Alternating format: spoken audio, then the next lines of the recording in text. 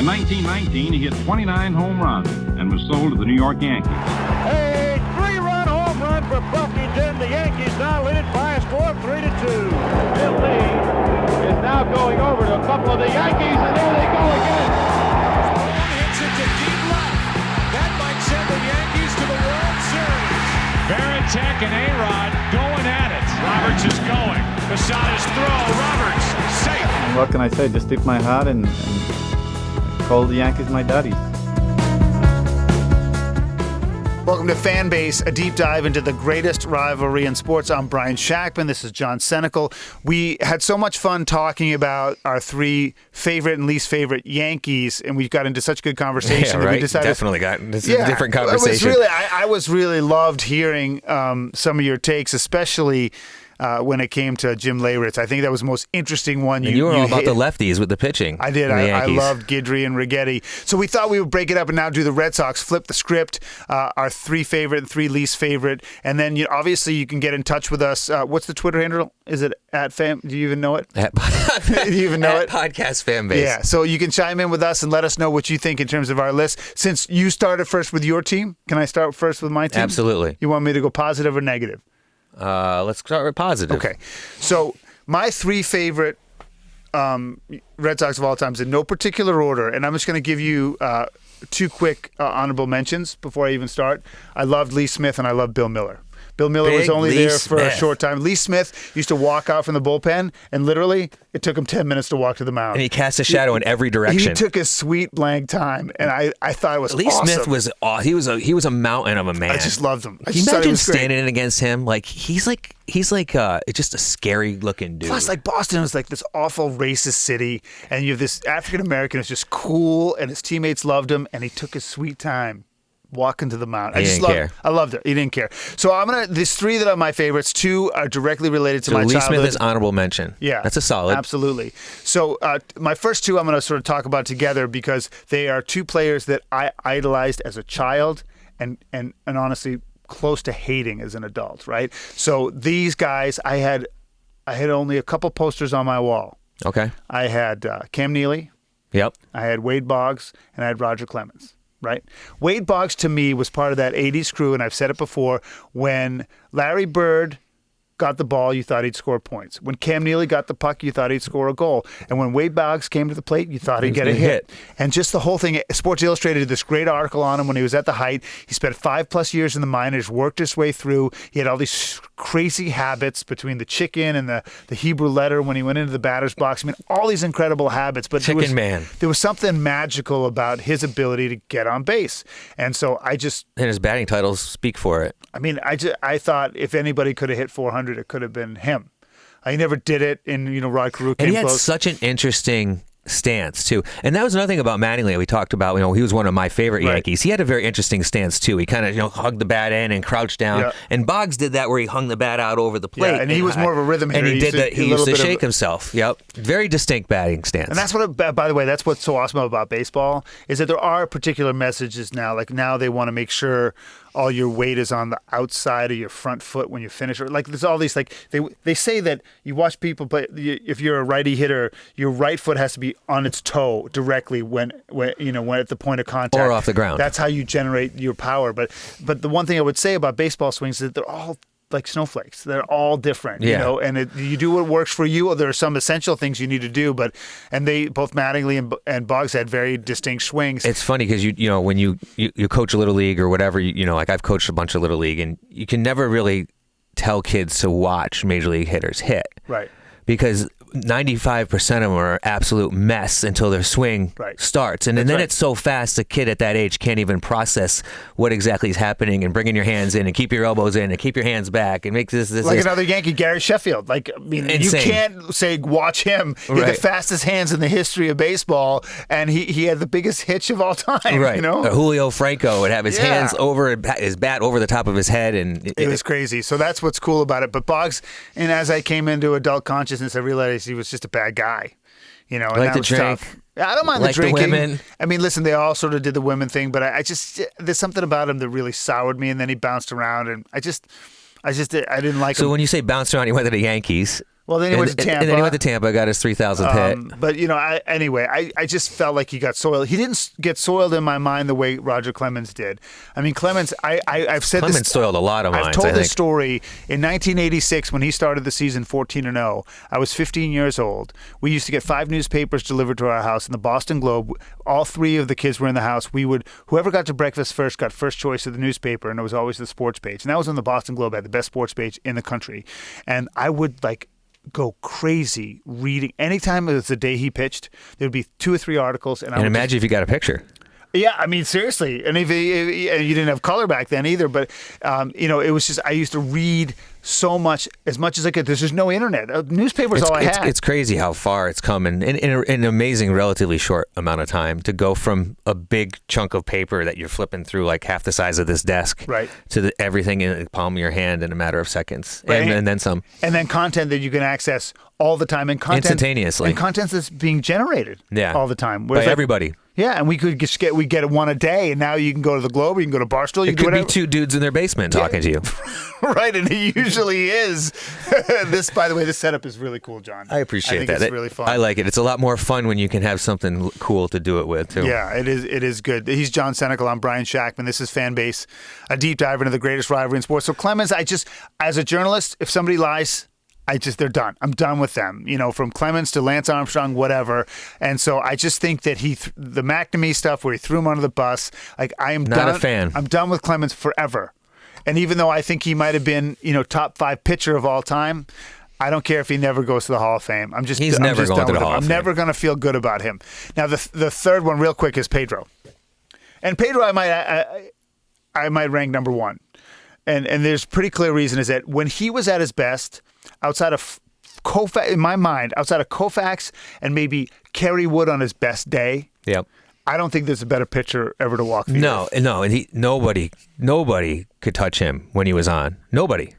He was amazing. Well, you think about it. So he was because he What was the time against Cleveland when he had the torn rotator cuff and he came in and pitched 6 no-hit innings? It's crazy. With 12 Ks or something like that. And he was so jacked up at the Red Sox All-Star game that he ended up getting hurt. He was only 5'9", but tiny. Because his fastball was good, his curve and his changeup was amazing, that he sort of messed with people.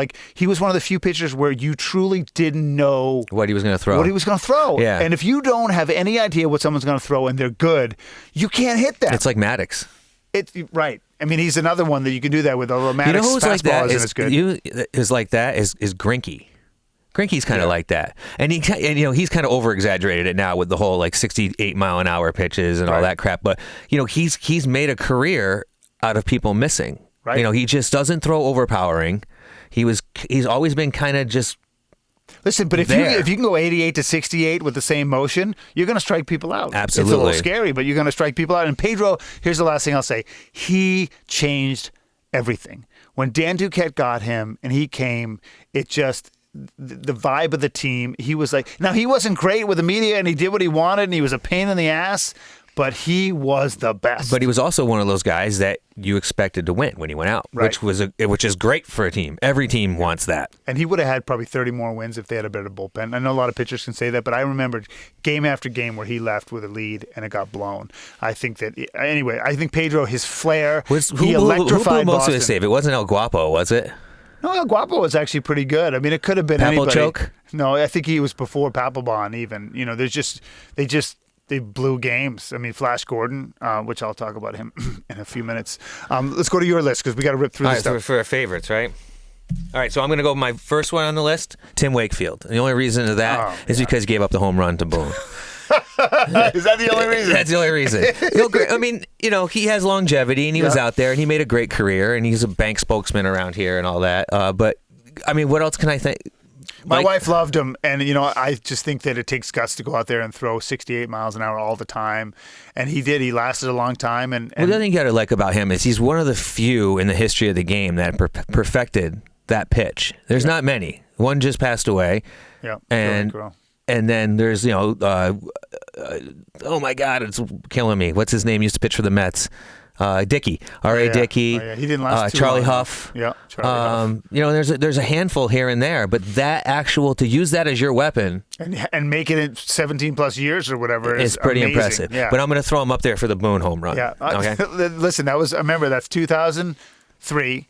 ALCS, because we were both working at Channel 30, and I was actually in Boston waiting for the team to get back, and the story changed when he hit that home run. So, I mean, I felt bad that night, but I totally get it. Okay, number 2. Number 2, Dustin Pedroia. I just admire him as a ball player. He just gamer. You know, I feel like that dude played until he just couldn't walk. It's funny because he's on my bottom. And the other thing I liked about him is, so my son went to his baseball camp at Stoneham College. Yeah. And he won it through some thing through the Little League that they did, and he met Dustin, and he was very impressed with him. He thought he was really cool. He was generous, genuine person, and he came back and he was so jacked up and told the story. So I give Dustin points for that. Okay, it's interesting. You didn't hear me, but he's on my bottom 3. And I'll put a pin in it and I'll get to it. But he is one of my 3 least favorite Red Sox. I can't wait to hear it. And it's interesting to point out. So who's your third? So my third favorite, and this is kind of crazy, is Hit Dog, Mo Vaughn. So the original Big Papi. This is so classic. All right, so he's also on my bottom 3. All right, so there's a couple of reasons. That's really funny. There's a couple of reasons I like the Hit Dog. All right, not only do I like the Hit Dog because he's from Connecticut.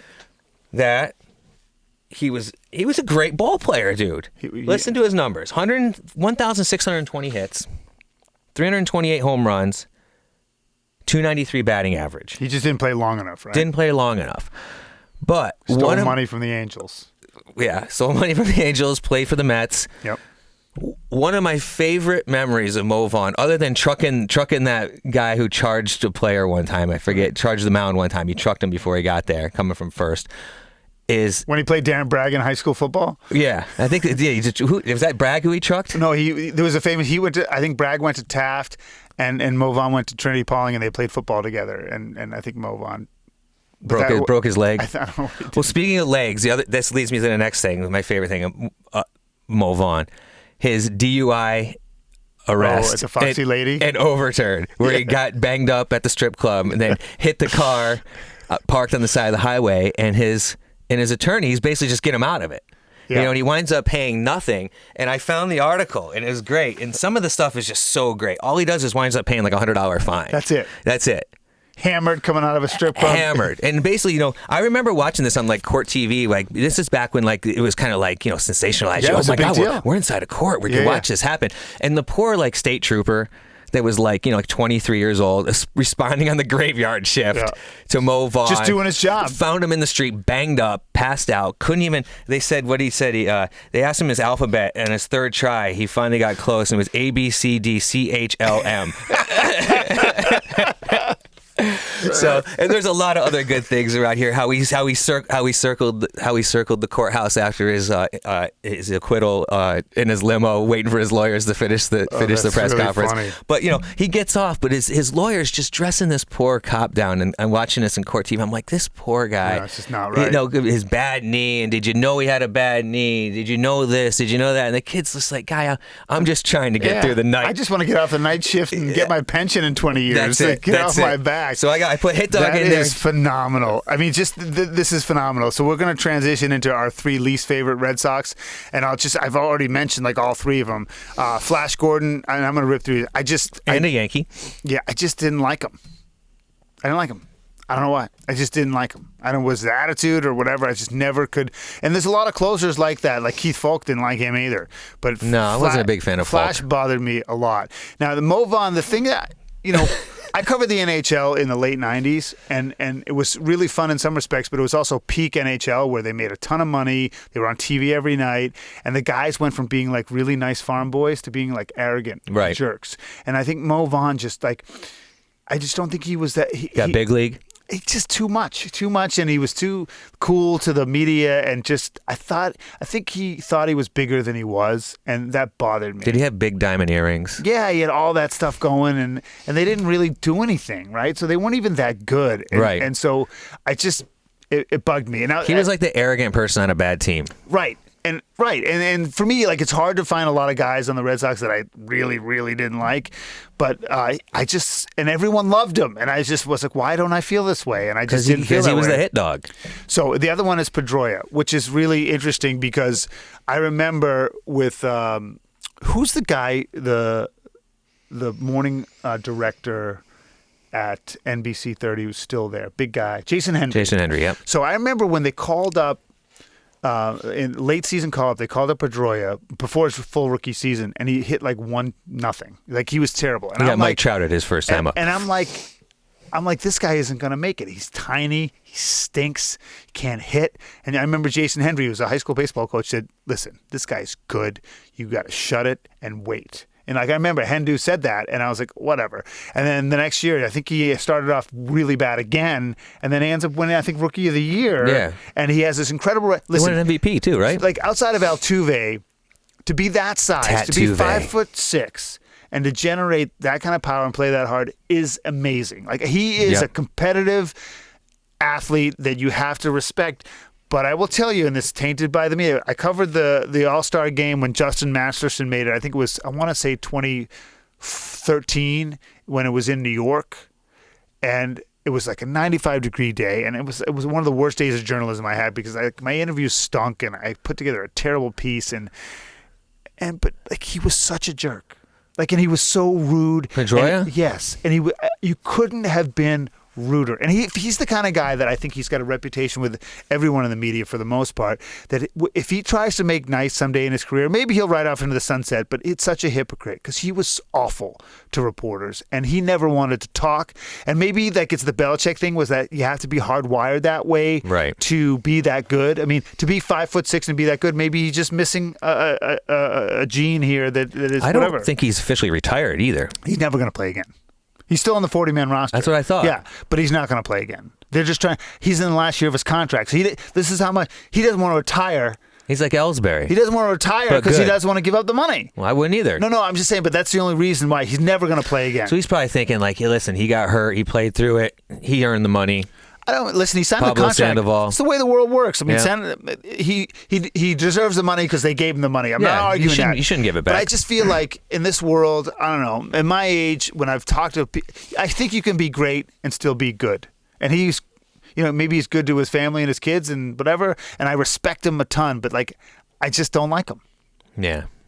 Well, that's fair. Listen, rip it. Let's go. All right. Least favorite, Wade Boggs. Oh, you held on to that. When I talked about I love it, you didn't chime in. That's good. I didn't chime in. I held on to it. And the reason, and I'm going to give you because he sucked as a Yankee. Well, no, he won a World Series with the Yankees. But the reason I don't like him is because he was always taking batting titles away from Mattingly. He did take a couple. Mattingly won the batting title in '84, which he took it away from Boggs because Boggs won it in '83, and then won it in '85, and then won it in '86, and then won it in '87, and then won it in '88. So Mattingly probably would have won if Boggs didn't exist. He probably would have won 3. Probably right? 3. Yeah. So that's why I don't like Wade Boggs. That's fair. All right. Number 2, and I'm going to put him on both teams too on this as an honorable mention. Jacoby. No, what? Clemens. He's just...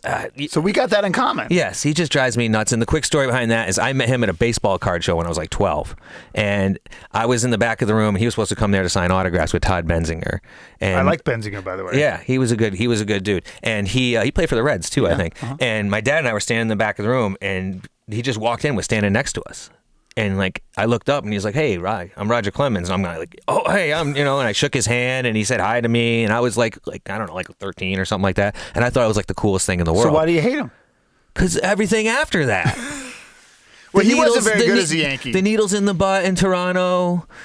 The crappy performances in the playoffs. Signing 2 months into the season. It was just a circus. And I also, the night he got his 5,000th strikeout.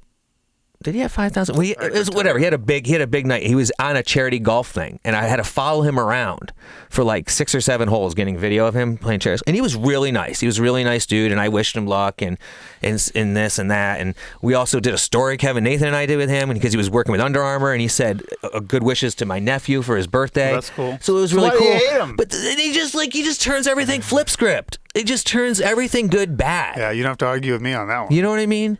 It's like you just take it. It's like A-Rod. It's like you just take it and just... The one thing I think it was my dad who said it, like, because it sounds pretty articulate when he talks, and then when you really listen to what he says, you realize he's not that bright. Who, A-Rod? No, Clemens. Oh, and it could be both though. But it's just funny because like he talks and you're like, oh, okay, and then you listen to him, you're like, oh, I don't know. So Yeah. I mean, whatever. You just never know what's going on inside. All right, so my last one, least favorite is Curt Schilling. Are you separating, like, to me, like, you can analyze his post-playing career and really put him there? I'm going to put him against, the bloody sock. You think he was a fraud? And all that stuff. No, it's just like another memory of 2004 and just the whole. So he's part of the associative part It's an association thing, like with you. Right. Because I can't. Guilty by association and catch up. Right. I wonder what the true reality is. Although the sock is in the Hall of Fame, I did see the sock at the Hall of Fame. Listen, I think it's hard to separate the man, how he presents himself now, but he's like Pedro in the sense that, and Pedro was sort of obviously at the back end of his career, that they wouldn't have won without Schilling. So as a Red Sox fan, I can't be with you on that, right? Because how hurt he was, who knows, but he was there. They won. He's a big game pitcher, and he was great for the Diamondbacks. It's just, again, he burned us, and then you throw in everything afterwards, and the whatever his video game, the video game sham and all politics. That. There's a lot of people that have hundreds of millions of dollars he ripped off, and it's bizarre. whatever. He's just I think that's pretty cool. I mean, it's the crossovers. The fact that. The opposites of the Mo Vaughn and the Boggs. And Pedroia and Mo Vaughn were on your plus list, and they were decidedly on my negative list. Mo Vaughn really shouldn't have been on my plus list. He was on my plus list for a really bad reason. But that's why it's interesting to see the plus list of the team you don't like. I mean, that's the it's same very thing. Different. Mine were based with Musino. It's based on one moment. I watched that game that he pitched, and I was like, this is magical. Like, I'm not going to say my three favorite Yankees are Steve Howe, Doc Gooden, and Darryl Strawberry because they could knock an 8-ball off in a night. Right. Listen, he's John Senecal. I'm Brian Shackman. If you want to chime in, we'd love to hear who are your least favorite or favorite guys on either team. Who's your more favorite, me or him? You can do that too. Although I don't know. He can't handle any more rejection. I did 33 in my first years. Listen, please enjoy the podcast wherever you're enjoying it right now. We're on YouTube. We're on Spotify as well as Radio, Apple Podcasts. You name it. It's Fanbase, a deep dive into the greatest rivalry in sports.